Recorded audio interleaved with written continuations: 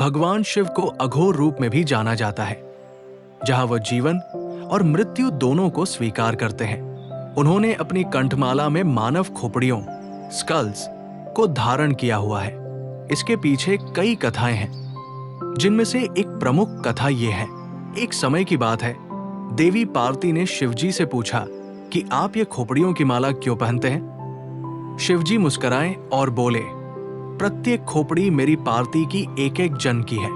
जब भी तुम जन्म लेती हो और फिर मृत्यु को प्राप्त होती हो, मैं उन यादों को अपने साथ धारण कर लेता हूं। ये खोपड़ियां मुझे ये याद दिलाती है कि जीवन क्षणिक है, शरीर नश्वर है और आत्मा ही शाश्वत है। एक अन्य कथा के अनुसार शिव जी ने ब्रह्म हत्या, ब्रह्मास फिफ्थ हेड का दोष अपने ऊपर लिया था और तपस्वी बनकर श्मशान में रहने लगे। वो मृत्यु को गले लगाते हैं, न डरते हैं, न भागते हैं, बल्कि उसे समझते और सिखाते हैं। प्रत्येक प्रतीक का अर्थ, खोपड़ी की माला, मृत्यु का भय न रखना, बल्कि जीवन की सच्चाई को स्वीकार करना। ये इस बात का प्रतीक है कि ज्ञान और वैराग्य ही सच्चा गहना है। श्मशानवास, मृत्यु से जुड़ी चीजों को जीवन का अंत नहीं, बल्कि एक यात्रा का रूप मानना। अघोरी रूप, समाज से तिरस्कृत चीजों को अपनाकर शिव ये सिखाते हैं कि हमारा दृष्टिकोण ही चीजों को पवित्र या अपवित्र बनाता है। सीख हर व्यक्ति के लिए, lessons from Shiva skull ornaments. छात्रों के लिए, पढ़ाई में संपूर्ण समर्पण से लगे रहें।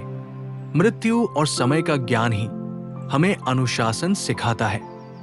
आत्मज्ञान और मृत्यु का बोध ही सच्चे ध्यान की ओर ले जाता है। नेताओं के लिए, सच्चा नेता वही है जो अपने डर, अहंकार और मृत स्वभाव ईगो डेथ को छोड़ दे। समाज की बुराइयों को देखने और बदलने का साहस रखें।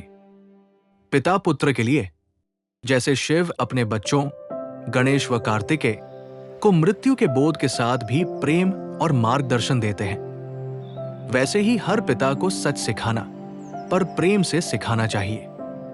समाज के लिए, मृत्यु को वर्जित न माने, उससे सीखें। जीवन की सच्चाई को स्वीकारें। शरीर नश्वर है, लेकिन कर्म अमर है।